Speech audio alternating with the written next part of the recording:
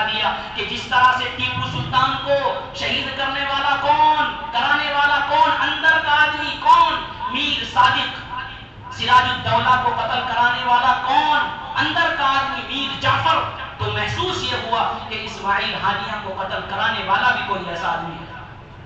بہرحال ہمیں یہ پیغام اس سے لینا چاہیے، ایک تو ان کے لیے ہم دعا بھی کریں۔ کل بھی مدینہ مسجد الحمدللہ علماء نے قرآن پڑھ کر ان کے واسطے دعا کی۔ ہم سب کی بھی ذمہ داری بنتی ہے کہ آیت کریمہ یا قل اللہ پڑھ کر، چاروں قل پڑھ کر ان کے واسطے دعا بھی کرنی ہے انشاءاللہ۔ اور ہمیں اپنے ذہنوں میں یہ بات بٹھانی ہے کہ مسلمان کمزور، اللہ رب العزت کا انتہائی احسان و کرم ہے کہ اس نے ہم سب کو اپنی عبادت کے واسطے جمع فرمایا اور کچھ کہنے کی اور سننے کی توفیق عطا فرمائی۔ یقیناً اللہ کی بات سننا اور سنانا یہ اللہ کی توفیق ہی سے ہو سکتا ہے۔ نہ جانے کتنے مسلمان، کتنے مومنین دنیا کے اندر موجود ہے، لیکن اللہ نے توفیق عطا فرمائی نہیں۔ نمازوں کی توفیق نہیں ملتی، یہاں تک کہ جمعے کی بھی توفیق نہیں ملتی۔ اللہ کا شکر ادا کرنا چاہیے کہ اللہ نے ہم سب کو اپنی عبادت کے واسطے جمع بھی فرمایا اور کچھ کہنے کی اور سننے کی توفیق بھی عطا فرمائی۔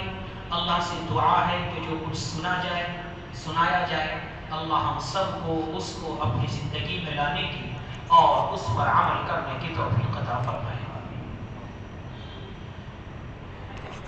2 روز قبل دوسرا مضمون ذہن میں آیا تھا، لیکن کل کے اسلامی طور پر جو دردناک واقعہ ہمارے سامنے روبرو ہوا ہے، جو عالم اسلام کے لیے ایک المناک واقعہ ہے، غمناک واقعہ ہے، اس واقعے نے میرا پورا مضمون بدل دیا۔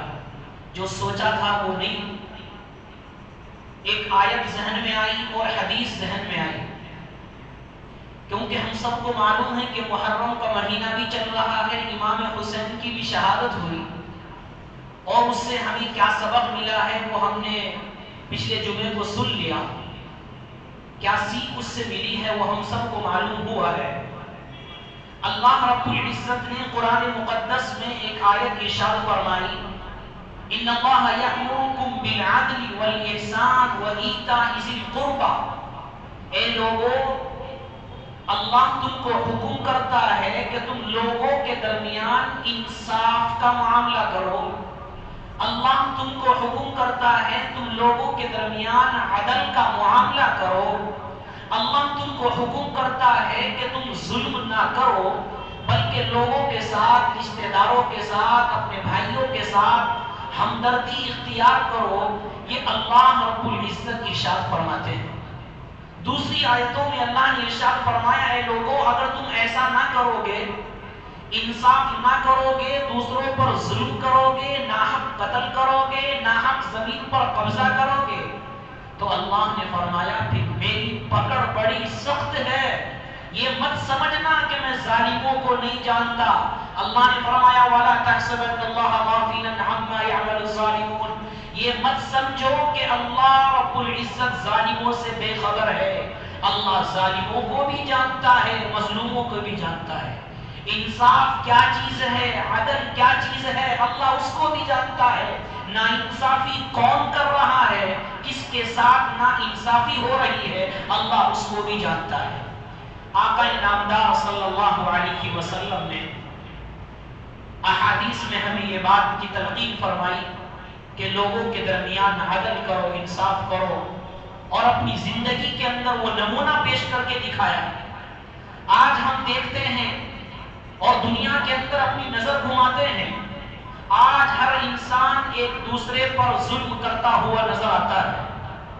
آپ معاشرتی زندگی دیکھ لو، شوہر بیوی پر ظلم کرتا ہوا نظر آتا ہے۔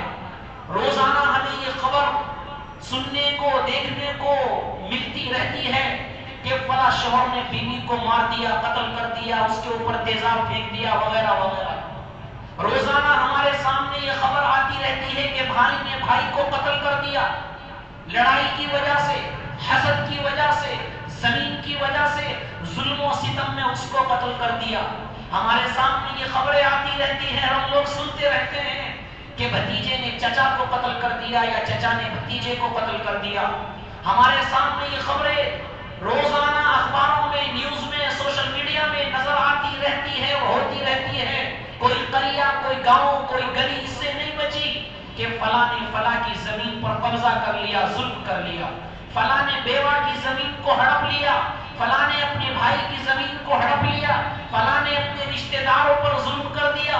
ہر طرف دنیا کے اندر ظلم و ستم کی آگ اور ظلم و ستم کی وبا اور ظلم و ستم کی ایک آگ بھڑکتی ہوئی ہمیں نظر آ رہی ہے، جو ہم روزانہ دیکھتے نظر آ رہے ہیں۔ ہم یہ بھول چکے ہیں کہ اللہ ہمیں نہیں دیکھ رہا ہے، ہم یہ بھول چکے ہیں کہ اللہ ہم سے بدلہ نہیں لے گا۔ سنیے میرے آقا صلی اللہ علیہ وسلم کا فرمان کیا ہے۔ اس حدیث کو اپنے ذہنوں میں اور ہم اپنے دلوں میں اگر بٹھا لیں گے تو یقیناً ہمارا معاشرہ صحیح ہو جائے گا۔ ہمارے اسلامی مسلمان ایمان والے، اسلامی ممالک ہو یا حکمران ہو یا ماتحت لوگ ہوں، سب اس حدیث کو جب دیکھیں گے اور سنیں گے تو وہ اپنے دل و دماغ میں یہ بات بٹھا لیں گے کہ یقیناً اللہ رب العزت کسی چیز سے غافل نہیں ہے۔ کیا فرمایا میرے آقا صلی اللہ علیہ وسلم نے؟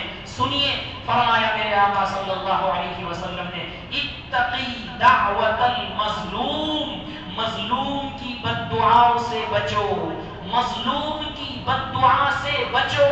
کیوں؟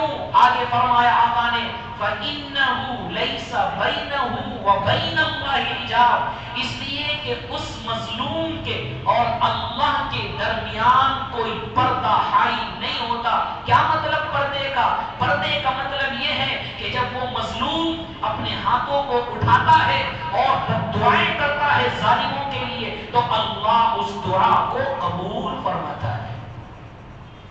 معلوم یہ ہوا کہ مظلوم کی بد دعا اللہ کے یہاں عرش کو ہلا دیتی ہے۔ مظلوم کے دل سے نکلی ہوئی آہ اور مظلوم کے دل سے نکلی ہوئی تڑپ اللہ کے عرش کو، کرسی کو ہلا دیتی ہے، کیونکہ اللہ کے نبی نے فرمایا کوئی پردہ نہیں ہے، ڈائریکٹ دعا اللہ کے یہاں پہنچتی ہے، نہ کوئی فرشتوں کا واسطہ ہے، نہ کسی نبی کا واسطہ ہے، ڈائریکٹ وہ دعا پہنچتی ہے اور اللہ اس دعا کو، وہ دعا کو ظالموں کے حق میں گویا کہ قبول بھی فرماتا ہے۔ ظاہری طور پر وقت لگ جاتا ہے، اللہ ڈھیل دیتا ہے، لیکن ظالموں کو اللہ چھوڑتا نہیں ہے، ظالموں سے اللہ غافل نہیں ہے، ظالموں کو اللہ پکڑتا ہے، وقتی طور کے لیے ڈھیل دے دیتا ہے، وقتی طور کے لیے ان کو چھوڑ دیتا ہے کہ تاکہ ظلم سے باز آ جائے، توبہ کر لے، مجھے مان لے، مجھے یقین کر لے میرے اوپر۔ لیکن جب ظلم و ستم سر سے اوپر چلا جاتا ہے پھر اللہ کی پکڑ آتی ہے، پھر اس پکڑ کو کوئی روک نہیں سکتا، اس عذاب کو کوئی روک نہیں سکتا، اس عذاب سے ظالم نہیں بچ سکتے۔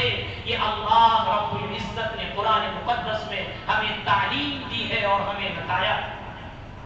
آج ہماری دولت ہو، ہمارا عہدہ ہو، ہمارا منصب ہو، آج ہماری دولتوں نے، ہمارے عہدوں نے، ہمارے منصبوں نے ہمیں ذہنوں کے اندر یہ بات ڈال دی کہ بس میرے پاس دولت آ گئی، میں چاہے جو کروں، میرے پاس عہدہ آ گیا میں چاہے جو کروں، میرے پاس کرسی آ گئی میں چاہے جو کروں، میرے پاس منصب آ گیا میں چاہے جو کروں۔ ہمارے ذہنوں کے اندر یہ بات آ گئی، ہم نے دولت کا غلط استعمال کیا، ہم نے حکومت کا غلط استعمال کیا، ہم نے کرسی کا غلط استعمال کیا، ہم نے منصبوں کا غلط استعمال کیا، کہ جس کی وبا آج ہمیں دنیا کے اندر نظر آ رہی ہے۔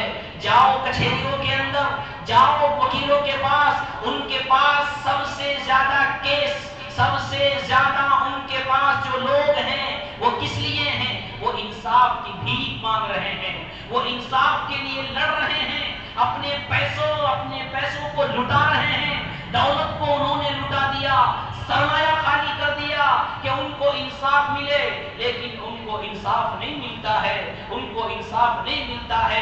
آج پیسوں کی لت میں آ کر وکیل اور ججوں کو خرید کر ظلم کا ساتھ دینے والے بن جاتے ہیں۔ اللہ کے رسول صلی اللہ علیہ وسلم نے حدیث میں ارشاد فرمایا، 3 شخص ایسے ہیں کہ جن کی دعا فوراً قبول کر دی جاتی ہے. نمبر ایک والد جو دعا کرے گا اولاد کے حق میں وہ قبول ہوتی ہے اگر صحیح دعا ہے شریعت کے مطابق ہے. دوسرے نمبر مسافر سفر کے اندر جو دعا کرتا ہے جائز دعا ہوتی ہے اللہ اس کو بھی قبول فرماتا ہے. تیسرے نمبر پر میرے آقا صلی اللہ علیہ وسلم نے فرمایا مظلوم جو دعا کرتا ہے وہ بھی قبول ہوتی ہے اور جس کے حق میں بد دعا کرتا ہے اس کی بد دعا بھی قبول ہوتی ہے. ایک حدیث میں اللہ کے رسول صلی اللہ علیہ وسلم نے ارشاد فرمایا دو آدمیوں کی سزا دو گناہوں کی سزا دنیا کے اندر مل جاتی ہے. آخرت میں جو ملنی ہے وہ تو اللہ جانے وہ تو ملنی ہی ہے وہ اللہ بہتر جانے کیا سزا ہے. لیکن دو گناہوں کی سزا دنیا کے اندر اللہ دیتا ہے. ظاہری طور پر اس کو چاہے یہ نہیں سزا یہ نہیں کہ آدمی مر گیا بیمار ہو گیا اللہ رب العزت مختلف طریقوں سے سزا دیتا ہے چاہے فقر و فاقہ کے ذریعے چاہے بیماریوں کے ذریعے چاہے دولت کے ذریعے چاہے اولادوں کے ذریعے کچھ بھی ذریعہ بنائے اللہ سزا دیتا ہے. وہ دو چیزیں کیا ہے میرے آقا صلی اللہ علیہ وسلم نے فرمایا وہ دو گناہ ہے. نمبر ایک والدین کی نافرمانی کرنے کی سزا اللہ دنیا میں دکھلا دیتا ہے آخرت میں تو ہونی ہے. والدین کی نافرمانی کی سزا اللہ اولاد کو دنیا کے اندر دکھلا دیتا ہے. اور دوسری سزا اللہ رب العزت ظالموں کو دیتا ہے کہ جو ظالم دوسرے پر ظلم کرتے ہیں اور مظلومانہ شکار اس کو کرتے ہیں اللہ ان کے ظلم کی سزا بھی دنیا میں ان کو دے دیتا ہے اور دنیا میں ان کو دکھلا دیتا ہے. یہ احادیث بکثرت ہمارے سامنے ہیں. اب ہمیں ان احادیث کو لے کر ان قرآنی آیات کو لے کر ہمیں اللہ پر یقین اور توکل مضبوط ہونا چاہیے اور ہمارے ذہنوں میں یہ بات ہونی چاہیے اور ہمیں تاریخ دیکھنی چاہیے. اس محرم کے مہینے میں حضرت امام حسین کو شہید کیا گیا. امام حسین شہید ہو کر بھی جنت کے اندر چلے گئے.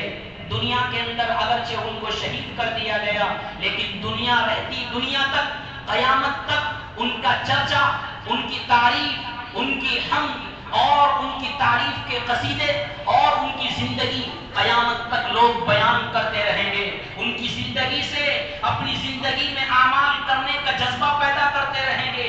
یزید نے ابن زیاد نے ابن سعد نے ظلم کیا اللہ نے سزا دنیا میں دی ہے. کتابوں کے اندر لکھا ہے کہ جس آدمی نے حضرت امام حسین کو پانی پینے سے روک دیا تھا اور مٹکے پر تیر مار کر مٹکا پھوڑ دیا تھا جبکہ امام حسین کو پیاس لگ رہی تھی پانی کی شدت محسوس ہو رہی تھی وہ پانی پینے کے لیے جیسے آئے اس کمبخت نے تیر مارا اور مٹکا پھوڑ دیا پانی پینے سے نہیں دیا. امام حسین نے اس وقت ہاتھ اٹھائے تھے اے اللہ اگر تیری یہی مرضی ہے میں اس پر بھی راضی ہوں لیکن جس شخص نے جس آدمی نے یہ مٹکا پھوڑا ہے اور مجھے پانی پینے سے روکا ہے اور مجھے ترسایا ہے مجھے ستایا ہے پانی پینے سے اللہ تو اس کو بھی ایسا ہی ستانا اے اللہ تو اس کو بھی ایسا ہی ستانا.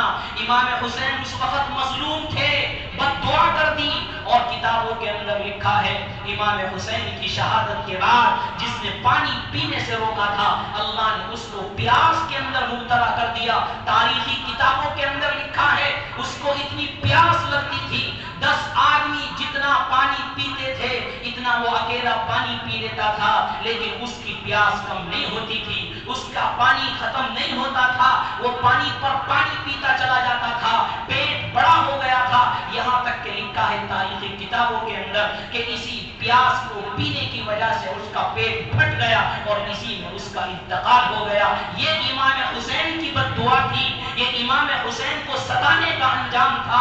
امام حسین کو پانی پینے سے روکا گیا کہ اللہ نے اس ظالم کو دنیا کے اندر سزا دے دی اور لوگوں کے سامنے دکھلا دیا کہ جو ظلم کرتا ہے اللہ اس کو ایسی بری موت بھی دیتا ہے.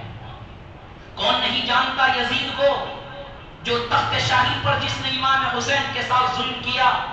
کتابوں کے اندر لکھا ہے جب اس کی موت آئی تو زبان باہر آ گئی زبان باہر آ گئی. اللہ نے کیوں کیا؟ لوگوں کو بتلانے کے لیے کہ دیکھو اللہ ظالموں کا انجام کیسا کرتا ہے دیکھو اللہ ظالموں کے ساتھ کیسا سلوک کرتا ہے. یزید سویا، اللہ نے رات میں اس کو مردہ کر دیا. لوگوں نے جب صبح کو دیکھا تو زبان باہر ہے اور جسم سے بدبو آ رہی ہے. یہ وہ لوگ ہیں جنہوں نے امام حسین کے ساتھ ظلم کیا. اللہ نے ان کے ظلم کا بدلہ ان ظالموں کو دنیا کے اندر دکھلایا. اور یہی نہیں، اس کے علاوہ جتنے لوگوں نے ستایا ہے اللہ نے دنیا کے اندر ان کو بری موت سے نوازا ہے. یزید کا بیٹا یزید کے بعد جب تخت پر بیٹھنے لگا تو چند دنوں کے بعد اس نے تخت کو ہٹا دیا اور یہ کہا کہ میں اس تخت پر نہیں بیٹھوں گا. کیوں؟ اس لیے کہ میرا باپ ظالم تھا، میرا باپ جابر تھا، اس نے نواسہ رسول کا قتل کیا. میں اس تخت کے نیچے بیٹھنا پسند نہیں کروں گا جس تخت پر امام حسین کا خون بہ رہا ہو. میں اس تخت پر بیٹھنا پسند نہیں کروں گا جس تخت کے نیچے خاندان رسول کا خون بہ رہا ہو. انہوں نے تخت کو ٹھکرا دیا. اللہ رب العزت نے جتنے بھی لوگ اس وقت تھے اللہ نے ان کو دنیا کے اندر سزا دی. معلوم یہ ہوا کہ جب انسان مظلوم ہوتا ہے اور ہاتھ اٹھاتا ہے اللہ کی دربار میں تو اللہ اس کو خالی نہیں چھوڑتا، اللہ اس کی بد دعا کو قبول فرماتا ہے. اللہ اس کی بد دعا کو ظالموں کے حق میں قبول فرماتا ہے. ہم سب کے سامنے فرعون کا منظر ہے، ہم سب کے سامنے نمرود کا منظر ہے، ہم سب کے سامنے ظالموں کا منظر ہے. جتنے ظالم آئے کہ اللہ نے ان کو کیسی کیسی سزا دی اور کتنی بری بری موت عطا فرمائی، اور لوگوں کو لیے اللہ رب العزت نے ان کی لاشوں کو عبرت کا مقام بنا دیا. یہ ہمارے لیے پیغام ہے کہ ظلم کرنے والے بچتے نہیں ہیں، ظلم کرنے والے محافظ نہیں ہوتے. ظلم کرنے والوں کا انجام دنیا میں اللہ دکھلا دیتا ہے. یہ آئندہ آنے والی نسل کو، آنے والے لوگوں کو اللہ پیغام دے رہا ہے کہ ظلم کی سزا فرعون کو ملی، ظلم کی سزا نمرود کو ملی، ظلم کی سزا اور جتنے ظالم بادشاہ ہیں سب کو ملی، ظلم کی سزا امام حسین کے قاتلوں کو ملی. اے لوگوں، تم اپنا ظلم اگر روک لو گے، تم زمین پر قبضہ کرنا اگر روک لو گے، تم بھائیوں کے ساتھ اگر اچھا رہو گے تو تمہیں دنیا کے اندر اچھی زندگی ملے گی. اور اگر تم نے ظلم کیا تو اللہ دنیا کے اندر اس کا بدلہ اور اس کی سزا تمہیں عطا کرنے والے ہیں. حضرت عثمان رضی اللہ تعالی عنہ کو جب شہید کیا جا رہا تھا، جس وقت ایک ظالم آیا اور اس نے امام حسین کو مارنا، حضرت عثمان غنی کو مارنا شروع کیا تو ان کی بیوی نے اس کو منع کیا کہ رک جا. وہ نہیں مان رہا تھا. بیوی نے بد دعا کر دی کہ اللہ یہ ظالم یہ ظالم حضرت عثمان پر ظلم کر رہا ہے، یہ اپنے ہاتھوں سے مار رہا ہے، اللہ اس کے ہاتھوں کو ختم کر دے، اللہ اس کے ہاتھوں کو مفلوج کر دے. تاریخی کتابوں اور احادیث میں یہ حدیث ملتی ہے اور ہمیں یہ سبق ملتا ہے کہ بد دعا کی، مار کر وہ اپنے گھر بھی نہیں گیا تھا، اللہ نے دونوں ہاتھوں کو مفلوج کر دیا. دونوں ہاتھ کسی کام کے نہیں رہے کیونکہ حضرت عثمان رضی اللہ تعالی عنہ کی بیوی نے بد دعا کی تھی. ایک مظلوم کی بد دعا کے لیے اللہ نے وہ بد دعا قبول کی اور اس ظالم کے ہاتھوں کو اللہ نے مفلوج کر دیا. ظالموں کو اللہ دکھلاتا ہے. ہمیں غمزدہ ہونے کی ضرورت نہیں ہے، ہمیں دل کو غمزدہ کرنے کی ضرورت نہیں ہے. اللہ سب کچھ دیکھ رہا ہے، اللہ ہر چیز سے واقف ہے، اللہ ظالموں سے غافل نہیں ہے. اللہ ان کا بدلہ لے گا، وقتی طور پر ڈھیل ہے، اللہ ان کو چھوڑنے والے نہیں ہیں. اس لیے کہ مظلوم کی دل سے نکلی ہوئی بد دعا جو ہوتی ہے وہ سیدھی عرش کو ٹکراتی ہے، جس کے آس پاس کوئی نہیں آ سکتا. ہم سب کو یہ بات معلوم ہے. کتابوں کے اندر شیخ عبد الرحمن یوسف القرضاوی اور الکبائر کے اندر لکھا ہے کہ ایک بادشاہ ایک مرتبہ ساحل کے کنارے پر جا رہا تھا. ساحل کے کنارے پر گیا تو ایک آدمی مچھلی پکڑ رہا تھا. اس نے زبردستی مچھلی لے لی. اس غریب آدمی نے کہا بھائی مجھے مزدوری دے دو، فلاں اتنے درہم کی مچھلی ہے. تو اس نے 2 مار دیے، اس کو تھپڑ مار دیے اور کہا کہ تو مجھے جانتا نہیں، میں چودھری ہوں، تو مجھے جانتا نہیں، میں اس قریے کا، اس گاؤں کا، اس شہر کا حاکم ہوں، تو میرے سے پیسے مانگتا ہے، تو میرے سے روپیہ مانگتا ہے. مچھلی لے کر اپنے گھر گیا. تمام تاریخی کتابوں کے اندر یہ بات لکھی ہے، امام زاہبی نے بھی اس کو لکھا ہے کہ جب وہ مچھلی کو کاٹنے لگا تو ایک کانٹا اس کی انگلی پر چبھا، ایک کانٹا انگلی پر چبھا، اور اس کانٹے کی وجہ سے اس کی انگلی کے اندر سیپٹک ہو گیا، انگلی اتنی زیادہ زخمی ہو گئی۔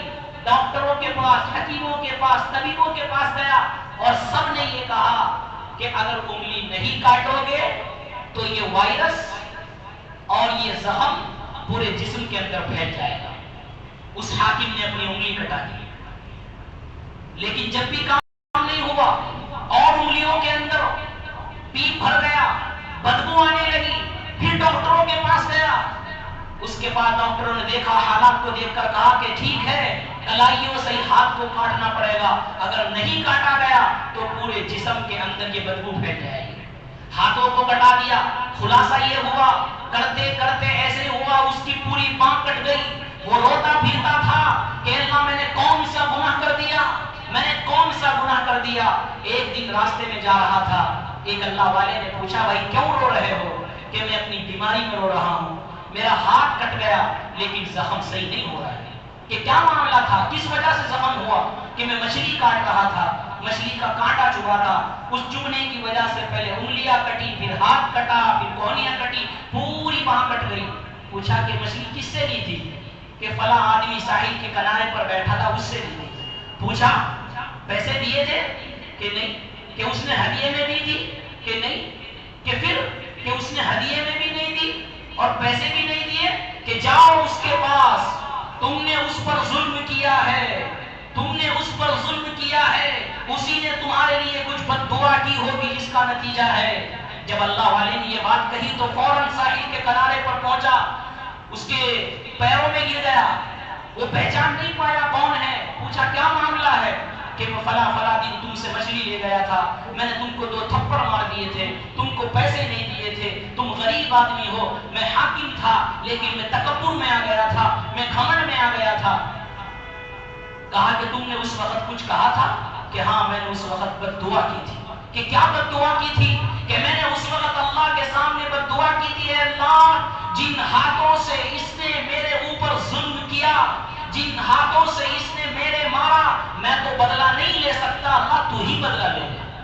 بس یہ لفظ میں نے کہے تھے، اللہ نے اس مظلوم کی بد دعا کو قبول کیا، اور اس مظلوم کی بد دعا ہے کہ تیرے ہاتھ آج اکٹ چکے ہیں۔ جب مظلوم ہاتھ اٹھاتا ہے اللہ کے عرش کو ہلا دیتا ہے، جب مظلوم ہاتھ اٹھاتا ہے تو پھر اللہ کا عرش جو ہے وہ ہل جایا کرتا ہے۔ کتابوں کے اندر لکھا ہے اس نے بعد میں معاف کر دیا اور اس کا زخم صحیح ہو گیا۔ بہرحال یہ مضمون کیوں بنایا گیا، یہ مضمون کیوں لایا میں؟ اس لیے کہ ہم سب کے سامنے، ہم سب کو معلوم ہے ابھی کل جو واقعہ ہوا ہے عالم اسلام کے لیے دردناک واقعہ ہے، پوری عالم اسلام کے لیے دردناک واقعہ ہے کہ حماس کا صدر، لیڈر، حاکم، جس کو ہم سب اسماعیل ہنیہ کے نام سے جانتے ہیں، اس کو شہید کر دیا گیا۔ کون اسماعیل ہانیہ؟ کون اسماعیل ہانیہ؟ وہ اسماعیل ہانیہ جس نے مسجد اقصی کے لیے، بیت المقدس کے لیے رات دن ایک کر دیا تھا۔ کون اسماعیل ہانیہ؟ وہ اسماعیل ہانیہ اللہ سے جا کر مل گیا، وہ جنت کے اندر چلا گیا، جس نے اسرائیل کے ہزاروں لوگوں کو جہنم کے اندر پہنچا دیا۔ وہ اسماعیل ہانیہ جو رات و دن مسجد اقصی کی حفاظت کے لیے لڑتا تھا، وہ اسماعیل ہانیہ جو روزانہ رات و دن فلسطین کو آزاد کرنے کی فکر کرتا تھا، وہ اسماعیل ہانیہ جس نے اسرائیل کی نیندیں حرام کر دی تھی، وہ اسماعیل ہانیہ جس نے عید کے دن اپنی 3 اولادوں کو قربان کر دیا، وہ اسماعیل ہانیہ جس نے اپنے پوتوں کو قربان کر دیا، وہ اسماعیل ہانیہ جو فلسطین سے محبت کرتا تھا، وہ اسماعیل ہانیہ جو بیت المقدس کا مجنو تھا، دیوانہ تھا، مسجد اقصی کا دیوانہ تھا، اس کو بچانے کی فکر میں تھا، اس کو آزاد کرنے کی فکر میں تھا۔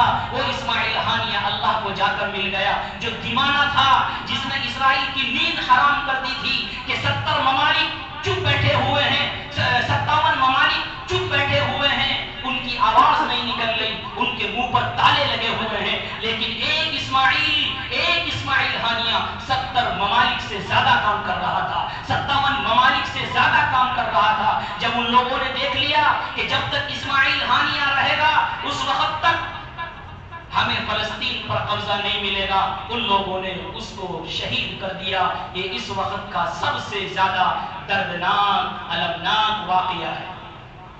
اب ہمیں یہ بات ملتی ہے، علماء نے جو 2 دنوں کے اندر بیانات آئے، جو تحریریں آئی، جو تقریریں آئی، ان سے ہمیں یہ لگتا ہے یقین کے ساتھ تو نہیں کہہ سکتے، لیکن ایسا لگتا ہے کہ جس طرح امام حسین کے ساتھ منافقت کی گئی، لوگوں نے دھوکہ دیا، امام حسین کو کوفہ بلایا خطوط دے کر کہ ہمارے یہاں آ جاؤ، اور پھر منافقت کر کر امام حسین کو شہید کر دیا گیا۔ وہی معاملہ اسماعیل ہنیہ کے ساتھ ہوا کہ ان کو بھی بلایا گیا اور منافقت کر کر وہیں پر شہید کر دیا گیا۔ ایسا محسوس ہوتا ہے کہ جو کام، جو عمل امام حسین کے ساتھ منافق لوگوں نے کیا، وہی عمل اسماعیل ہنیہ کے ساتھ کیا گیا۔ یہ بات میں اپنی طرف سے نہیں، علماء کے بیانات اور تقریر سننے کے بعد جو محسوس ہوا اس کو آپ حضرات کے سامنے بیان کر رہا ہوں۔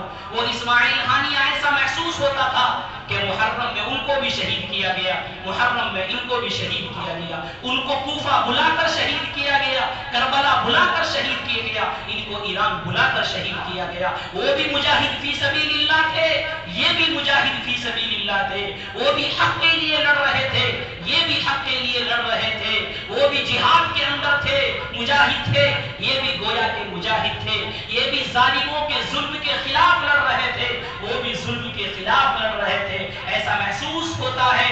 بلکہ اسماعیل ہانیہ کے بارے میں اگر میں یہ کہہ دوں کہ اس زمانے میں صلاح الدین ایوبی تھا، اللہ نے یہ دوسرا صلاح الدین ایوبی پیدا کیا تھا، یہ دوسرا صلاح الدین ایوبی پیدا کیا تھا کہ پہلے زمانے میں صلاح الدین ایوبی نے مسجد اقصیٰ کی حفاظت کر کر اس کو آزاد کرایا تھا۔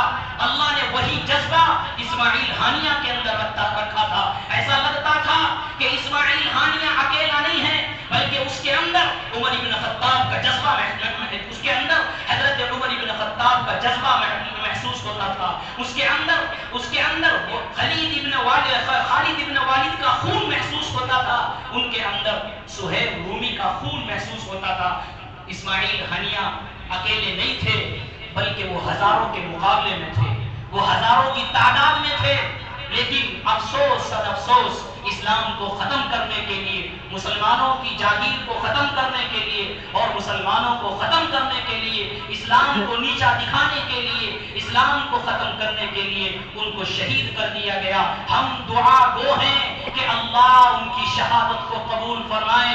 اور کسی نے لکھا ہے کہ بڑے آدمی تھے، عمر بن خطاب رضی اللہ تعالی عنہ نے شہادت کی تمنا کی تھی، ان کی تمنا بھی شہادت کی تھی، اللہ نے وہ شہادت کی تمنا بھی قبول فرمائی اور وہ شہادت کی دعا بھی قبول فرمائی کہ اللہ نے شہادتوں سے نوازا۔ وہ اسماعیل شہید، آپ کو یہ بات معلوم ہے، اور بھی عید کے موقع پر یہ بات آپ حضرات کے سامنے کی گئی تھی کہ عید کے موقع پر 3 بیٹے شہید کیے گئے تھے۔ اسماعیل ہانیہ کو جب پتا چلا کہ میرے بیٹے شہید ہو گئے تو انہوں نے ایک لفظ کہا تھا، کیا انہوں نے کہا تھا کہ میرے بیٹوں کا خون مسجد اقصیٰ کی حفاظت سے زیادہ نہیں ہے، میرے بیٹوں کا خون فلسطین کے بچوں سے زیادہ قیمتی نہیں ہے، جیسے فلسطین کے سارے بچے ہیں اسی طرح میرے بھی بیٹے ہیں۔ یہ کون؟ یہ اسماعیل ہانیہ تھے، جنہوں نے بتا دیا کہ میں جو لڑ رہا ہوں، دنیا لڑتی ہے کرسی کے لیے، دنیا لڑتی ہے حکومت کے لیے، دنیا لڑتی ہے منصبوں کے لیے، دنیا لڑتی ہے تخت کے لیے۔ اسماعیل ہانیہ تخت کے لیے نہیں، حکومت کے لیے نہیں، منصب کے لیے نہیں، اسماعیل ہانیہ لڑ رہا تھا مسجد اقصیٰ کے لیے، اسماعیل ہانیہ لڑ رہا تھا فلسطین کے لیے، اس کو آزاد کرانے کے لیے لڑ رہا تھا۔ اللہ سے دعا ہے کہ اللہ اس کی شہادت کو قبول فرما کر اس کے درجات کو بلند فرمائے۔ ہم سب کی یہ ذمہ داری ہے اور ہمیں یہ سوچنا ہے کہ جو لوگ کوئی بھی ہیں قتل کرنے والے، وہ ایک الگ مسئلہ ہے، لیکن جو محسوس ہوا میں آپ حضرات کو بتا دیا کہ جس طرح سے ٹیپو سلطان کو شہید کرنے والا کون، کرانے والا کون، اندر کا آدمی کون، میر صادق، سراج الدولہ کو قتل کرانے والا کون، اندر کا آدمی میر جعفر، تو محسوس یہ ہوا کہ اسماعیل ہانیہ کو قتل کرانے والا بھی کوئی ایسا آدمی ہے۔ بہرحال ہمیں یہ پیغام اس سے لینا چاہیے ایک تو ان کے لیے ہم دعا بھی کریں. کل بھی مدینہ مسجد الحمدللہ علماء نے قرآن پڑھ کر ان کے واسطے دعا کی. ہم سب کی بھی ذمہ داری بنتی ہے کہ آیت کریمہ یا قل اللہ پڑھ کر چاروں قل پڑھ کر ان کے واسطے دعا بھی کرنی ہے انشاءاللہ. اور ہمیں اپنے ذہنوں میں یہ بات بٹھانی ہے کہ مسلمان کمزور ہو سکتا ہے، اسلام کمزور نہیں ہو سکتا. مسلمان کمزور ہو سکتا ہے، مسلمان پستی کے اندر جا سکتا ہے، لیکن اسلام نہ کمزور ہو سکتا ہے نہ پستی کے اندر جا سکتا ہے. اسلام شروع سے بلند تھا، بلند ہے اور قیامت تک بلند رہے گا.